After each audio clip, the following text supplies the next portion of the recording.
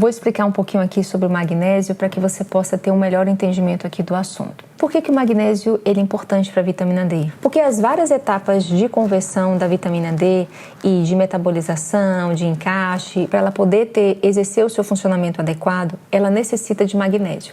O magnésio ele funciona como se fosse um combustível. Então, é a gasolina da vitamina D. O magnésio ele é extremamente requerido pelo corpo, ele participa de milhares de funções do nosso organismo. Então, não é só a vitamina D, mas para você fazer uma serotonina, para você poder fazer uma melatonina, tem que ter o magnésio ali na jogada. Então, você já entendeu que esse magnésio é uma coisa importante. Inclusive, por exemplo, na questão da hipertensão mesmo.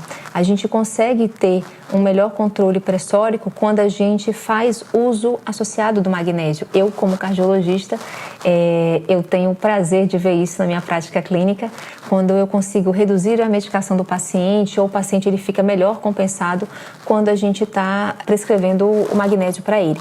A gente tem vários tipos de magnésio no mercado. O mais baratinho de todos, que todo mundo já conhece, é o cloreto de magnésio, é o inclusive que você estava tomando.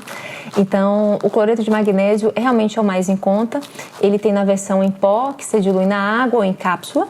Só que o cloreto de magnésio, ele tem um inconveniente que ele pode causar um pouco de diarreia. Ele não é tão bem absorvido assim, até pela própria molécula dele, então pode ser que dê um pouco de diarreia em você, solte o intestino. Raras pessoas falam que acontece o contrário, de ter prisão de ventre, mas o cloreto, ele fica como opção também. A outra opção é o magnésio de malato. É o magnésio ligado ao ácido málico, ao malato. O ácido málico, ele participa da nossa produção de energia, da nossa cadeia de produção de energia de ATP. Então, você ganha um magnésio de malato, ganha o magnésio e ainda ganha de brinde um bônus o de malato, né? O ácido málico. O outro magnésio que a gente pode ter são os magnésios quelatos, que é ligado a um aminoácido, que é a glicina. De modo geral, é o biciglinato de magnésio. Tem o lisinato de magnésio, mas de modo geral é a glicina mesmo, esse aminoácido. Esses magnésios, quando é chamado de quelato, eles conseguem ter uma absorção melhor no nosso corpo, então ele absorve melhor. Entenda que o magnésio, ele é como se fosse uma criança, ele precisa ter alguém para poder entrar no nosso organismo. Então, esse alguém pode ser um cloreto, pode ser o malato, pode ser o aminoácido, glicina, não importa, ele tem que estar ligado a alguma coisa. Por isso que quando você vê assim 500 miligramas de magnésio, não se iluda. Não necessariamente é 500 miligramas de magnésio, mas não é mesmo.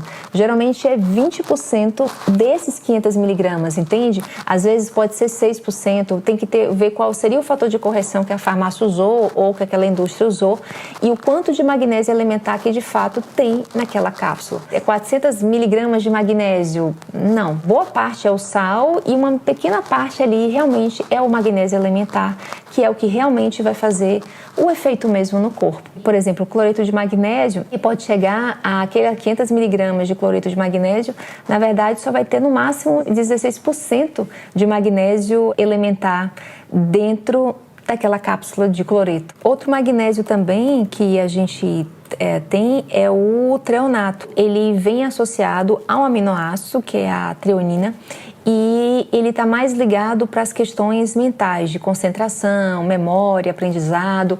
Ele realmente é um dos magnésios mais caros. E a quantidade de magnésio elementar ligado à treonina não é tanta assim. Então, quando você toma uma cápsula de magnésio treonato, na verdade é mais treonato mesmo, mais a treonina do que o magnésio mesmo elementar. Então, tem essas diferenças, né? Tem que entender o que está ligado ao magnésio para você ter uma ideia mais ou menos de quanto mesmo de magnésio elementar você está ingerindo. Eu, particularmente, eu gosto que o paciente tome pelo menos 2 vezes ao dia uma boa dose de magnésio. E eu coloco junto das refeições porque fica mais fácil para o paciente se recordar. E se por um acaso soltar um pouco o intestino, porque está junto da refeição, não tem problema. Toma 1 hora antes da refeição ou 2 horas antes da refeição. Então você separa o magnésio ali da comida e aí ele não vai se juntar com nada, nesse sentido ali do quimo, da comida ali, do alimento, da água, enfim, do líquido, e aí não vai puxar para ter a diarreia. Então a gente põe longe da refeição.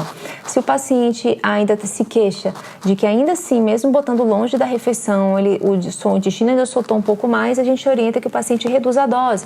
Então muitas vezes eu passo 2 cápsulas, uma dose, então você reduz, toma só uma cápsula só. E aí quando quando está uma situação difícil, que o paciente, doutora, não dá, não estou conseguindo absorver esse magnésio direito, aí realmente a gente suspende uma das tomadas e aí deixa ver de fato qual é a dose que o paciente melhor tolerou. Vale lembrar que quando acontecem esses incômodos com magnésio, isso muitas vezes é passageiro.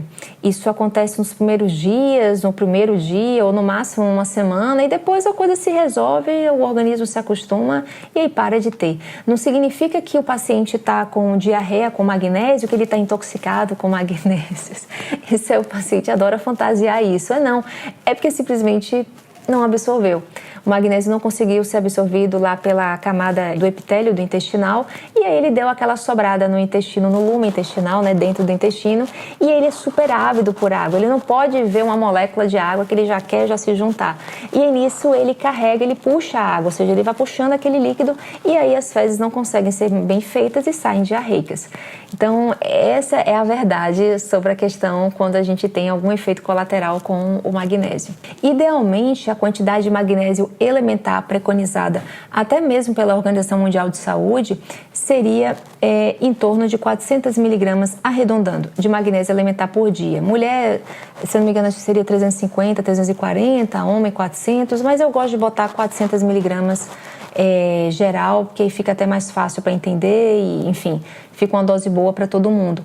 E isso pode ser encontrado tanto feito na forma de suplementação e também na alimentação também, que a gente sabe que não tem tanto magnésio assim nos nossos vegetais, porque na verdade o solo brasileiro é um solo que não é vulcânico, é um solo que é mais novo, não é um solo tão antigo, então a gente não vai ter essa quantidade toda de magnésio. Então o nosso solo, ele não, particularmente, ele não é rico em magnésio, diferentemente do solo do Japão, do solo da costa da Califórnia, do solo da costa ali da Itália, que realmente tem vulcão, tem placa tectônica, então consequentemente vai ser um solo realmente mais rico em magnésio. Não é o nosso caso, graças a Deus, né, que não tem vulcão aqui, mas a gente vai perder em relação a essa questão.